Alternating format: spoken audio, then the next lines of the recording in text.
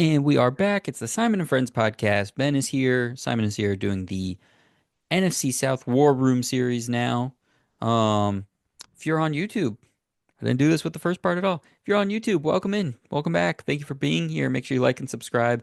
Man, I forgot about YouTube. Hope I wasn't doing anything crazy in the first one. Um, NFC South, Ben, you are the acting GM in this War Room series for the Carolina Panthers. What is your plan here? All right.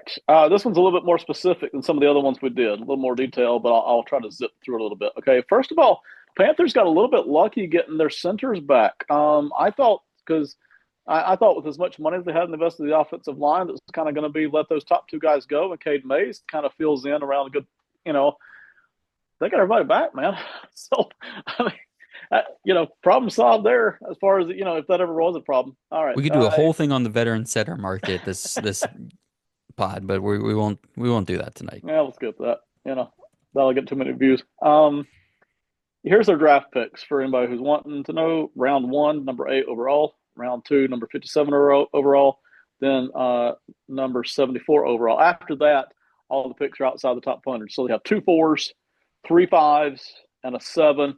Pretty good spots to be in, not only to get talent upgrades, talent infusions, but also to kind of stack your roster with people who are competing for jobs, right? So I like where Carolina's at with that. Here's some notes. Basically, the only thing they don't need on defense is defensive tackle. Okay, they need everything else. And the only reason they don't have defensive tackle is because of Derek Brown. Okay, not because of all the other rotational guys they signed. Okay, including Wharton. Now, all those rotational guys will help. It adds depth, but if it Hmm. weren't for Derek Brown, it wouldn't mean much. It would be an underperforming, underwhelming defensive tackle group. But with Derek Brown, if he's back healthy, he can be the beast, and everybody else can feed off of that. So defensive tackle, we don't need. We've addressed the depth, we've addressed run stopping, we've addressed. But we got Derek Brown. If he's healthy, then that's great. Tight end will be a great spot in this draft for us because getting Bryce Young, listen, we got a couple of guys who are passable. That's what they are. They're passable at tight end, but getting a tight end upgrade would be nice. Wide receiver, if we get one, and we should, we want that to be a fast creation separation type of a guy. Okay, we've already got big receivers. We've got size all over the place at wide receiver, so we don't need that. And traditionally, Carolina has had size at wide receiver over the years. Steve Smith's notwithstanding, they've always had size at wide receiver, but we need speed. So we're going to go speed guys somewhere here in this draft if we get a wide receiver, and we should. This feels like a slow football team, man, Hmm. everywhere. Defense, offense, we just need more speed, more explosiveness. Okay. So that's everywhere from edge to wide Yep. receiver, even to running back to a degree, even though we like our running back room. Hmm. Certainly in the secondary, man, we need speed and explosiveness. Okay. So that's one thing we're really looking for. If it were me, I don't know that the real group is, but that's what I would be looking for to kind of add to, some of the good kind of trenchish building blocks we already have here. So here's some of the draft prospects we're after. Out linebacker, a Carson Schlesinger out of UCLA, a Demetrius Knight out of South Carolina. Would love to add Demetrius Knight if we could. Kobe King, linebacker out of Penn State, just a good run stopping linebacker later in the draft. I don't view him as I don't really view him as a 3-down guy, but boy, a run stopper, run plugger. So bringing him in later would really continue to help support the idea of us stopping the run here with the defensive tackle group that we put together. Over at safety, Jonas Sanker at Virginia, again, is a good kind of a guy who helps support that from the deep area. Kevin Winston's a real athlete from Penn State to come back from injury, but boy, we like him. So somewhere in that second, third round, pick 57, 74, probably 74. We would love to add him to get an edger, maybe Oluwafemi Oladejo out of UCLA. Would love Hmm. to add him onto the edge if we're not going to do that up at pick number 8. Um, And then I didn't get too into pick number 8 because there's so many different things we can do there. It's probably just going to be best defensive player available, honestly. That's probably where we're going to go. That could be any of the Georgia boys. That could be a couple of the Michigan guys. I mean, you name it. Will Johnson would be a guy we would love to put in right there at pick number 8. Mm. So that's a real thing there. If we're going to get faster at wide receiver, that would be Isaiah Bond out of Texas in maybe the 3rd round. It would be a Tez Johnson coming through, super fast separator kind of a guy. It would be maybe a Kyle Williams out of Washington State later on, who's a guy I know you and I have talked about. So Hmm. those are some of the targets. We do have specific targets all up and down this draft that we think will help us do specific things. That's really what we're after. We're not so much, with those later picks, it's not quite so much of a hey, let's get our 10-year starter kind of a theory as in, hey, we need this thing right now at linebacker or at wide receiver, right? Needs CB, safety, linebacker, edge is all our number one need. Okay. So it's really Defense, bad. better known as the defense. Mm. Yes. And that's going to be where our number one pick goes. Pick number 8, that's where we're going to go. So we'll start with that. And then we'll just start adding guys who do specific things after that. So that's kind of it right there. I think that's everything. I can pretend to be Ursay, but I can't bring myself to do Tepper. Um, we could have the same conversation that we have had for Anthony Richardson here for Bryce Young, but I don't know. That one's a little, it seems like we're just kind of we're running it back. We're seeing what this is, right? It's just a wait and see. Anthony Richardson Yes. feels a little more hot seedy. Um, Speed of receiver, yeah, look at a couple Titans, but the defense is where it's at here, right? That this needs to be, when we mentioned the Colts, there's a lot of comparisons here. They had pieces everywhere, right? So you didn't have to. This defense, Yeah. they add Merrick, the safety from the Raiders. They had Wharton, they had Bobby Brown at defensive tackle, like you said. Patrick Jones, the second, Christian Roseboom, some linebackers. But yeah, they just need juice, right? They just need juice. So I am not even Dave Canales. Let me be one of our favorite coordinators we've ever talked about, Jiro Evero. Ben, good to talk to you. Good to talk to you. Absolutely. You want a defensive player at 8. I need somebody that's going to open things up for Derek Brown. I need a front 7 guy that's going to make something happen. Who's our number one target? And let's work out a little top 8 mock draft and see what we can do here. Um, let's say it's the 2 quarterbacks and the 3 blue chippers in the top 5, right? So Ward, Sanders, Carter, Hunter, Mason Graham go top 5. Let's say the Raiders and the Jets both take. Let's say the Jets take an offensive lineman. Let's say the Raiders take. I don't know. Who do you want to throw the Raiders here in this one? Let's say they go offense. Let's say they get John T or Ted McMillan.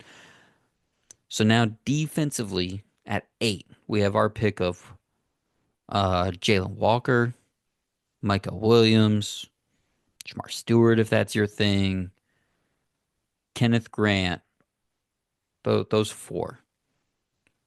Who's giving us the juice on defense that we need to make the J.C. Horn and Trayvon Merrick contracts in the back end work out? Who's going to give me that? Out of that little cluster, I've got one big thing that I am going to throw in on the back end of this, but we can get to that in a second. By the way, this is not a beer. This is a Coke. Coca-Cola is not a sponsor, but if they want to be, lots of views here. So by all means, reach out to us. It's at Ben Park 79. Out of that little cluster, okay, it would be for me, Jalen Walker, because I do think, while I'm not exactly sure where I want to put him, I've got needs at both spots, and I'm more than happy to play him at both spots, Hmm. honestly. I do view him as a 3-down guy. I think he can get pressure off the edge, but I'm not truly convinced myself that I want to put him at defensive end the whole time, Right. honestly. So I would rather do the whole rotation thing.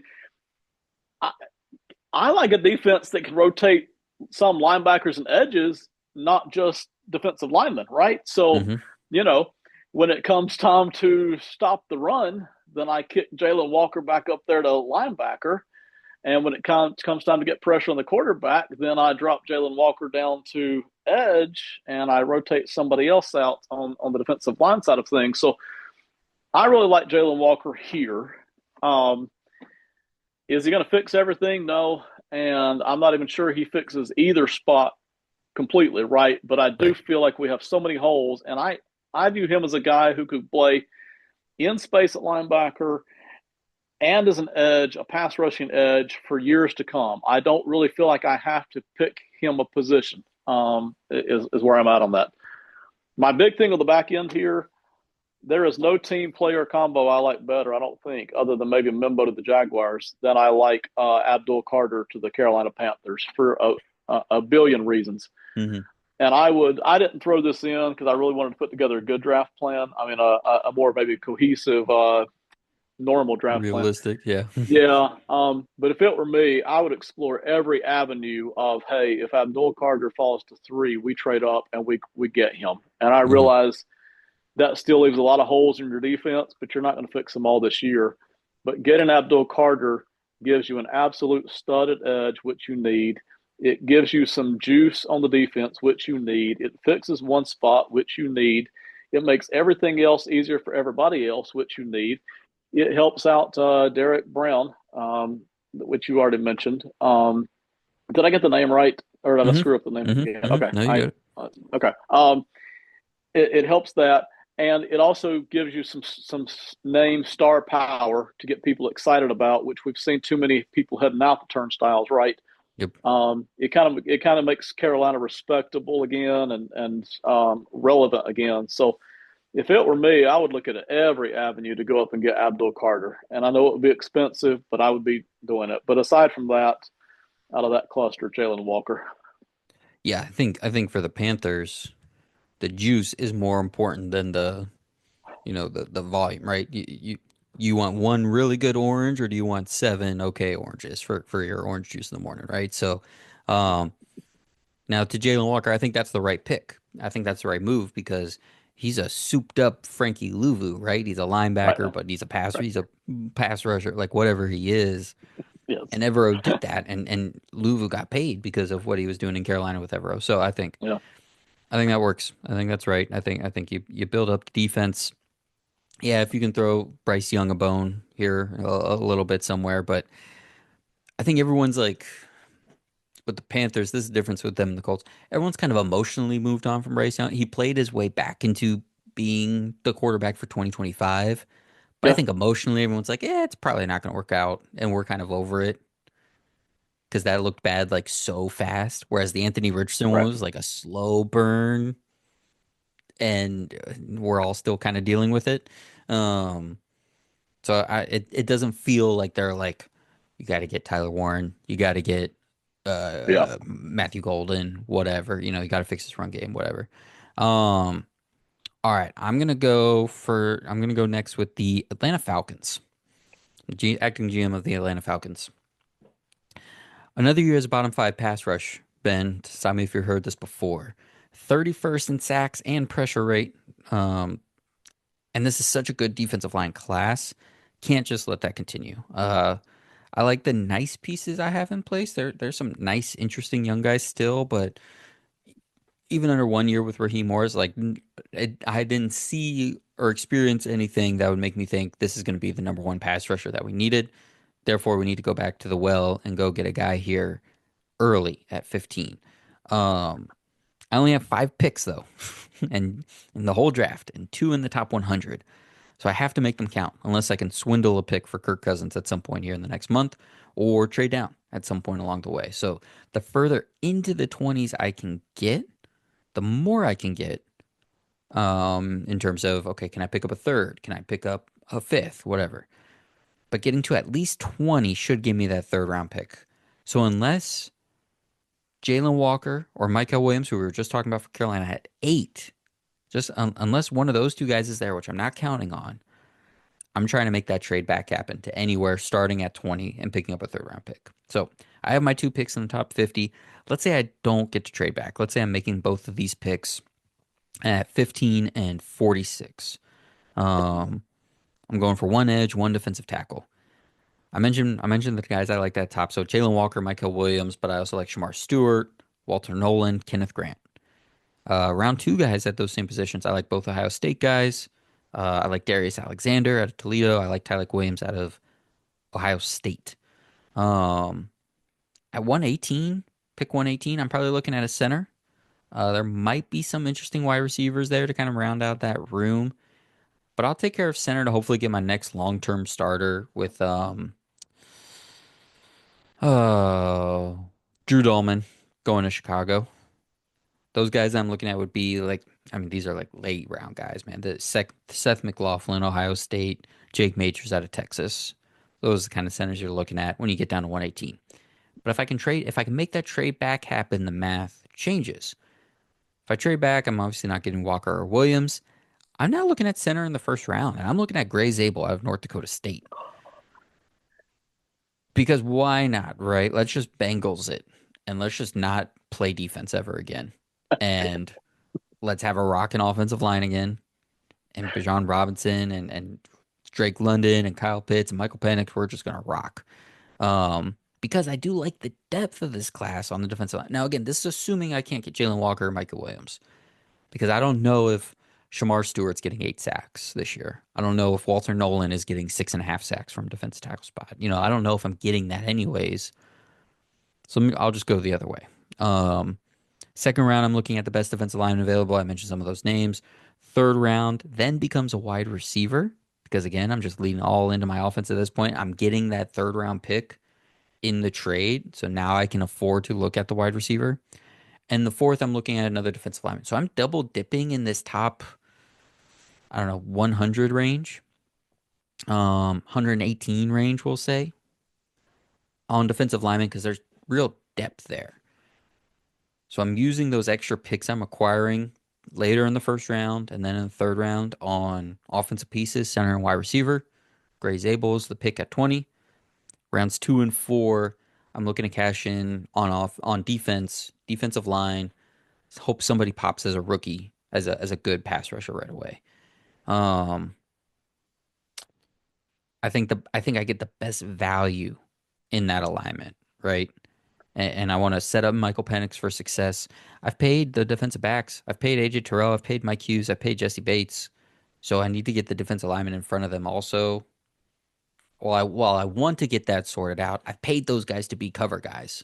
So even if I can't get the pass rush into the top 15, if I can get it to top 25, if I can get it to 25th, but I can get that offense into the top 10, that's my recipe for 2025.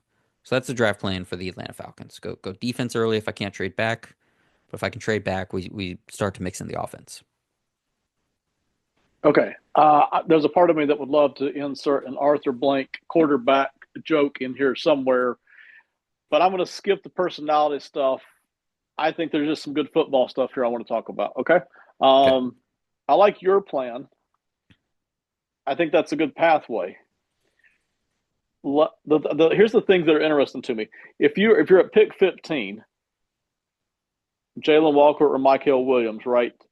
Um, let's say you get either guy because the more I've looked at this mock, while I like both guys, and I think a lot of people like both guys, I'm not convinced that there are several teams who are going to want guys who haven't produced that much that Mhm. early when there are other guys at other positions who have produced. So I figure one of those guys goes in the top 15 and one of them maybe slides a little bit down to like 2021. I don't know. But in either case, let's say you pick either guy. Let's say you had your choice of guys real quick, Michael or Jalen. Which one would you take there at 15? I like Jalen Moore. He's higher on my board. Okay, so let's say Jalen Walker slides to 15. You take him at 15 because you don't trade back to 20. This is where I'm getting really interested. Let's say you're sitting at 46 now, and you're looking at defensive tackle. I think you maybe mentioned Darius Alexander, if I remember Sure right. did. Yep. Um, so if you were to take Jalen Walker there, would you still be looking at defensive tackle at 46? Yep. Okay, Yep. and I like that. I really do because I'm fine with the other plan too. But I really like the plan too of, hey, if we can catch Jalen Walker at 15 or Michael Williams, either one, Hmm. address edge, and then get a Darius Alexander, who, man, you watch him split and pressure up the Yeah, middle. because that's a pass rusher at defensive tackle too. That's not just your Yeah, run of the mill. Hmm. Yep. I like that. I really do. I think that starts to get you back into, boy, we could actually be serious, not just respectable, but boy, we could do something extra here. That's intriguing to me. I'll put it that way. That's really intriguing to me that you've got two young guys because Caden Ellis, boy, he has been fantastic. You were Hmm. on him before he got to Atlanta. He has just been fantastic on defense for them, just as not just as a leader, but boy, as a player. I mean, both ways. Yep.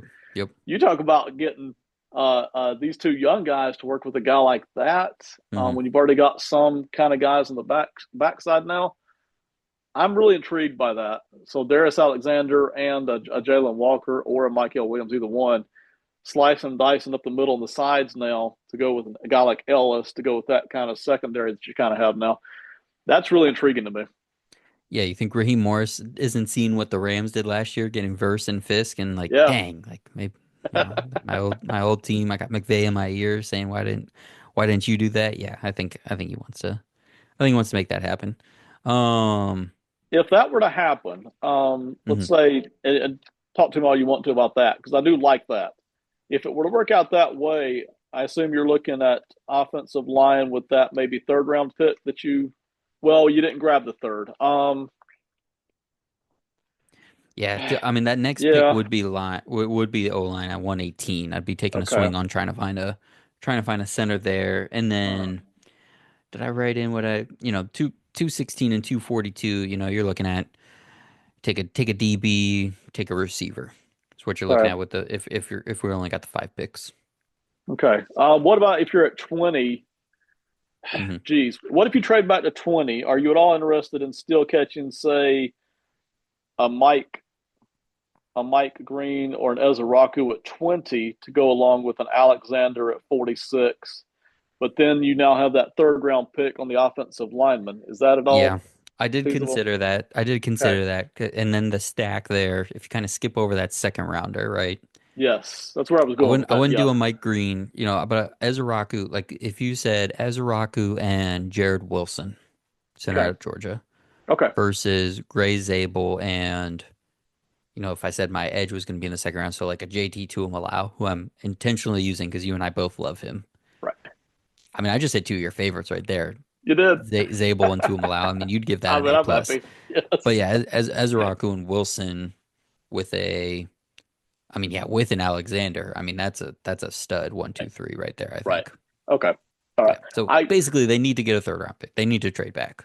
Yeah, So whether that it's does trading sound back this right. first round Yeah. pick or if I mean, there's no way nobody trades a third round pick for Kirk Cousins. It's just not going to happen. So I No, do think again, unless it's Walker or Williams, I think a trade back needs to happen. that makes a lot of sense. I'm not big on trading out of, say, the 15th spot in most drafts, especially Hmm. this one. But for what you just said, the plan you outlaid, I think I like that better. I really do. And the gap 46 to 118, nobody wants Yeah. that. Nobody wants that. Yeah. And for what you can get, again, in this year's draft, there's some years drafts where at 118, I still like players. Hmm. And it's not that, I mean, I'm going to draft somebody at 118, but it's, Right. this particular year, I'm like, dang, I would really love to be back up there in that kind of, what, mid third round. And if it wasn't the Falcons, you could Yes. say like that's the Yeah. strong part. That's running back and that's defensive tackle. But if I wait till then, I mean, I guess you could go edge. Can't really get a center, but you could go edge wide receiver defensive tackle. But then you're running with Nuzzle, Nuzzle. I don't know what his name is I knew you at didn't like at that, but center. you didn't even mention it at the outset. Ryan But I knew. Ryan Nuzil. I don't know who that. I mean, that's gonna be my Will Clapp from 2 years ago when he was starting for the Chargers for 17 games. Just be like Will Clapp, Ryan Nuzil out of App State. Oh, great, six App two State, three oh baby. five. Yes. Great, just another Drew Dahlman, Boone, Blowing Rock 299 area, pounds. North Gross, Carolina. whatever. Shout out. All right. Shout out to the whole area there. Shout out Nuzil. Way to go, News. Way to go. Um, All right, anyways, I won't besmirch a 300-pound man anymore. That's ridiculous. All right, your last team of the night, Ben. One of your favorites, the New Orleans Saints. Take Yes. it away. All right. The I have no family is. notes written for the Saints, by the way. This Oh, is really? Wow. I literally just said take your pick, so it's all vibes right now. What are you doing with the Saints? I got a bunch. Not really that much. Yeah, the family is ready. We're ready to talk about what they're going to do down in New Orleans, kind of with a new coaching direction now. This is important for me. I don't think the Saints are thinking this way, and I'm not going to necessarily rip them apart because I do that enough. But if it were me, I'm not focused only on competing in 2025. That's not the point. I think the Saints are, but that's not my point. My point is we'll try to compete in 25, but we are trying to look beyond that and do better than what we've done since the big guns left town. Okay. So that's a starting point. We're kind of old everywhere. We're not horrible anywhere. Um, I'm looking for difference makers. I really want some difference makers on this roster. We have a lot of solid contributor players, and some of them are good. But I'm looking for difference makers in this draft. I would be looking to shed both salary and age by the next offseason, 2026. I'm not asking them to do this all at once. I don't think it's in their nature. I really don't. The guys that are there with the Saints right now, it's not in their nature to just tear this whole thing down. I'm not big on complete teardowns anyway, myself. I don't think the NFL needs you to do that. That's not like Major League Baseball. So I'm not asking them to do that, and I don't think they need to do that. But let's, and I've been back and forth on that. But anyway, you and I have talked about this for months and years.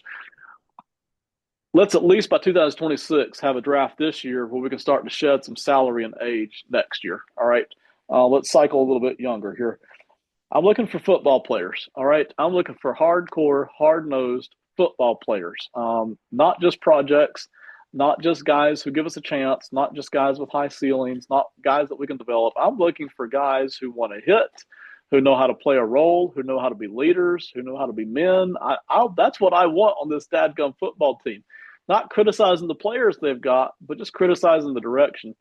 I'm looking for an identity. I don't know that this Saints team has much of an identity, to be honest. Let's get some identity here. Let's get a position group that is so strong that other teams have to work around it, game plan around it, that we can build on it. Instead of kind of being not bad anywhere, let's have a strength somewhere. So let's get an identity. And in the first round, I kind of already alluded to this. No projects, okay? No developmental Mhm. guys. No guys. Let's bring a guy in that we know what he's going to do, and let's not gamble on maybe he'll get even better. Let's just this guy does this, and we need that. So that's kind of what we're looking for here. What picks do they have? Number 9 overall, number 40 overall, number 71 overall. Real good. After that, number 93.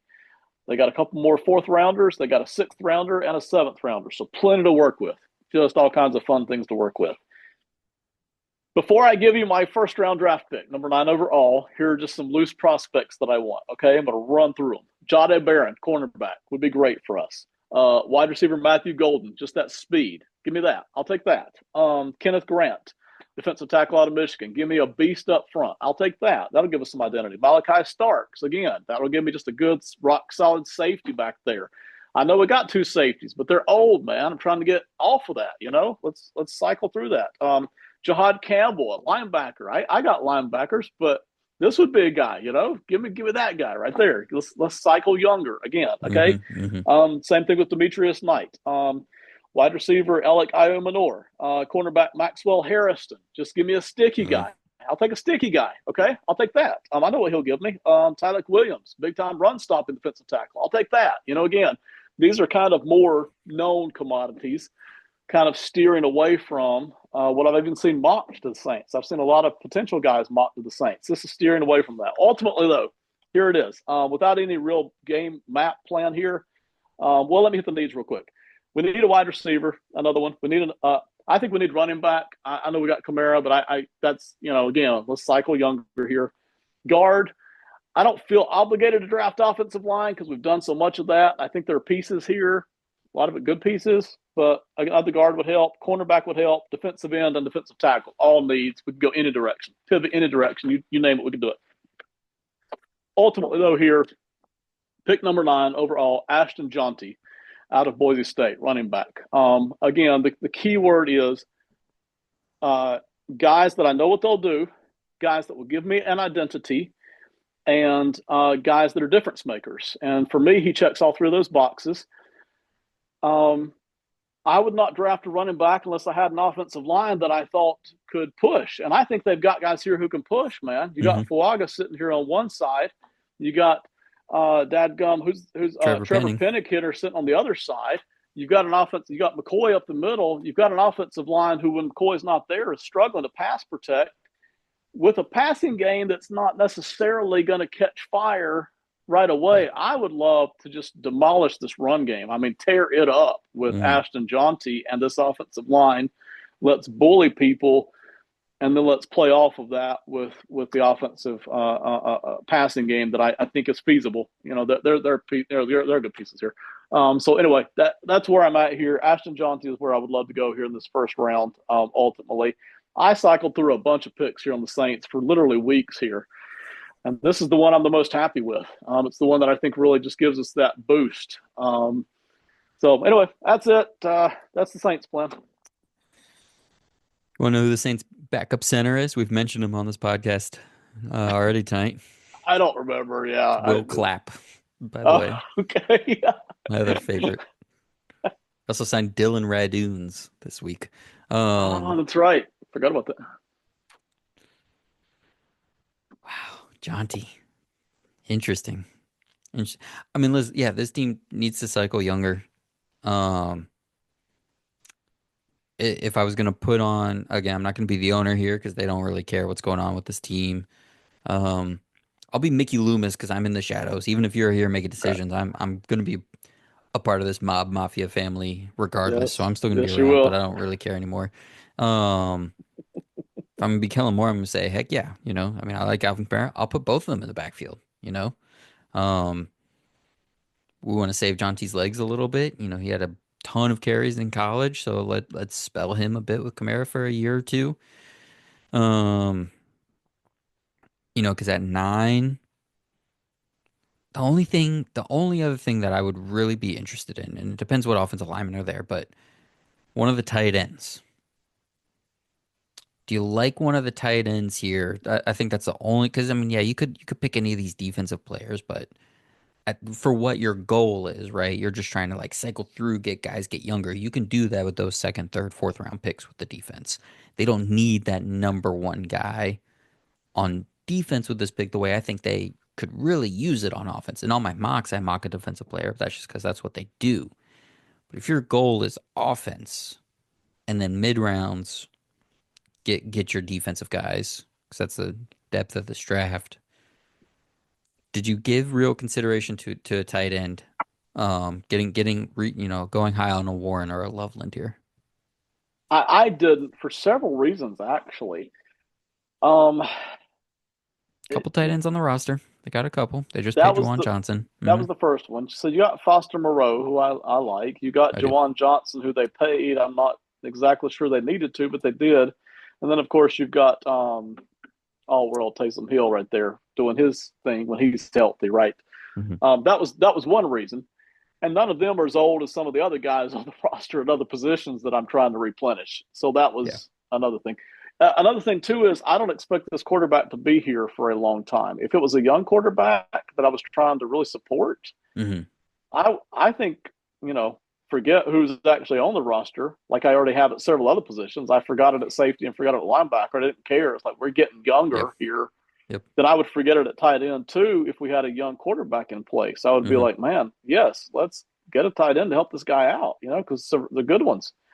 I could be talked into it anyway because it's Hmm. like, hey, let's go ahead and have the support system in place before the young quarterback gets here.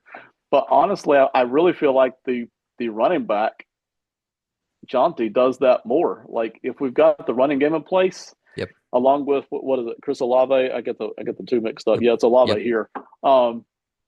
If I've got that in place, the running game and the punch, to go along with the Chris Olave, I feel like I've already got a pretty good support system here. And I don't necessarily need the tight end for the next young quarterback that comes in whenever, whether it's 26, 27.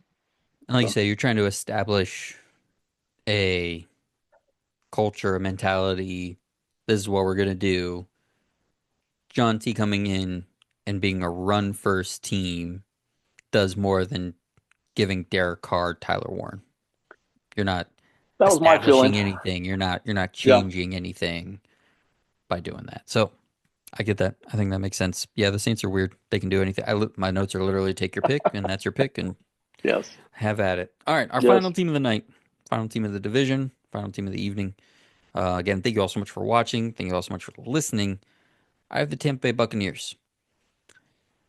Kind of similar to a lot of these teams we've talked about, actually. The offense is set, but the way Yes. the board falls, I could take a luxury pick at tight end if I wanted, if Tyler Warner, Colson Loveland end up all the way down here at 19, Mm-hmm. I wouldn't mind. And that's still a position that I would look to address somewhere in the first 3 rounds. Because I think if I'm going to upgrade anything, it's going to be that spot. K. Dotton to Loveland, Warren, Fannin, Taylor, Arroyo, or just add any of those guys to K. Dotton. That would certainly be a luxury pick that I wouldn't mind. But I do want to lean defense early. Yaya Diaby had a good year at edge, and we brought in Hassan Reddick, but I'd like to add another name here. But 19 is tough because I think the position for first rounders um, is probably going to thin out at this point. The one name I'm looking at here at 19 though is Ezraku. I think Ezraku would be a good fit here. I think he'd be a real um, scheme and culture fit and just make a lot of sense. He's hard nosed, he's long, he's got pass rush moves. He's on the short side, but he's got the long arms. I really think Todd Bowles would like him. Um, so he's the one kind of front seven edge rusher I'm looking at 19. Otherwise, I can wait till round two. The other spot though I'm looking at is safety specifically. The pass defense for the last couple of years has fallen off despite there being pretty good names here. I mean, Jamel Dean corner is basically your corner one. Zion McCollum, you move on from Carlton Davis, so he can play. His advanced numbers are decent. Tyke Smith, last year's third round pick, essentially the nickel, pretty good. Antoine Winfield, pretty good. Obviously, pretty good is an understatement. Christian Eason is the free safety. He has some good advanced metric numbers too, but I think that's the one spot I could upgrade. So Malachi Starks at 19, I'm very interested in. Or in the second round, Xavier Watts, I'm interested in as well to play that free safety spot. But if I can get one of those tight ends, I do it in the first round. That's kind of number one on my board. Then it goes to Ezeraku, and then goes to Starks. Second round, I like Nick Scourton. I think that's a Bulls guy as well. Both Ohio State guys. Princely Uman Milan, I think, is a good fit here as well. Mentioned Xavier Watts. And then I like that next crop of tight ends. I do think this would be the last round I could get one of these tight ends. I don't think I'm getting one of them with the 84th pick. And I don't need to move up for it. It's a luxury pick, like I said. Round three, I'm looking at the defensive line. Back to the defensive tackles, though. If we didn't address it early, which I'm not planning on. So that's Norman Lott, Farmer, Turner, Birch. Some of the edge rushers I could get to if I didn't do Ezeraku or one of the Ohio State guys in the first round. Because I could skip edge rusher for the first 2 rounds and get a Birch or Swinson, Stewart, Oladejo, whatever. But the first 3 rounds are going to be defensive tackle, edge, and then either a safety or a tight end. Then my next 3 picks, depth at corner, because Jamel Dean deals with injuries. Depth on the offensive line, depth at linebacker. That's getting a little bit older. Levante David is back, but you got Anthony Walker and Deion Jones back there backing up Servassier Dennis. So looking maybe for a gem at linebacker late in the draft. That's it. That's the plan for the Bucks. It's fun. It's easier and sometimes less interesting when we get to these better teams, but that's the plan for the Tampa Bay. I would love to drop in a personality here, but I'm reverting to my football self, and I just find it more intriguing than the personalities I might inject here, be it Bowles or the Glazer family. So that's what I'm going to do here. I like all of this. You and I aren't always in lockstep, and that's fine. It's more interesting when we're not. And honestly, the world is built on differences of opinions anyway. But we're in lockstep here on this Tampa Bay team. I mean, I'm 1,000%. Matter of fact, you even wrote down, you even had one thing I didn't even think of, and I wrote it down because I liked it so darn good. But I'll start with the tight end spot here. Boy, if you're sitting at what, pick 19, and either a Colston Loveland or a Tyler Warren is sitting there, I think you jump on it, right? Because even Mm, though I would love to upgrade edge and I would love to upgrade safety, and I even in my head would love to throw in some kind of a pass coverage linebacker, to be honest, because mm, they got picked on over the middle.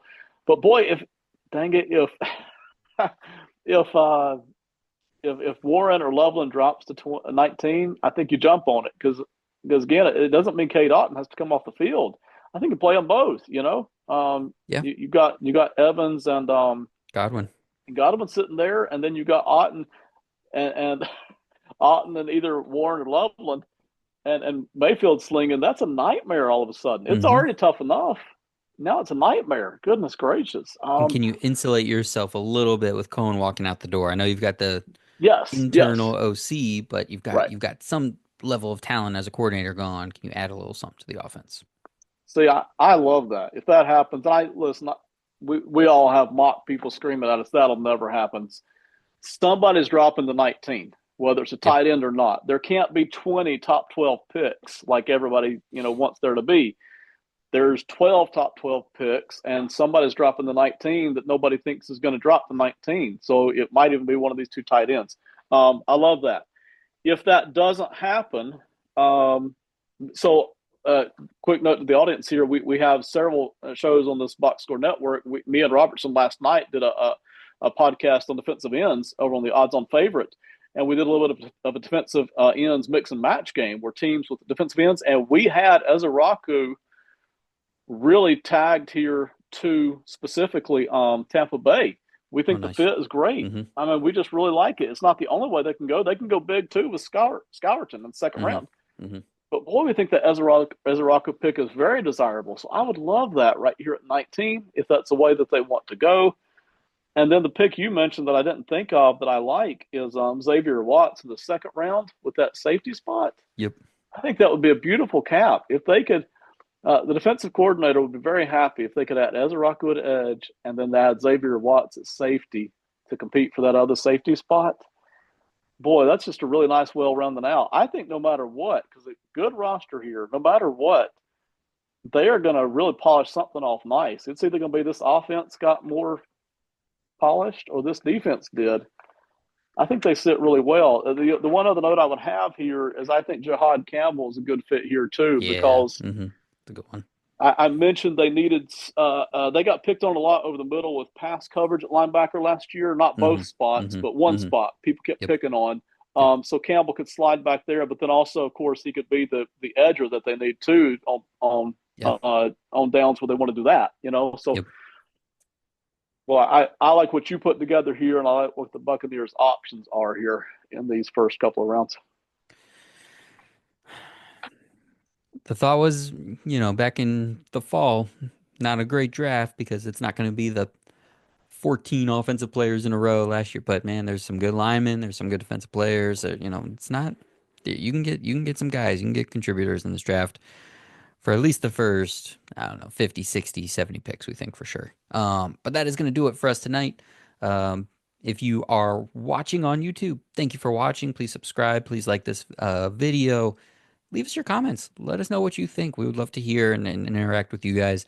We have tons of shows going up here on the YouTube. We have these War Room series. We have mock drafts coming.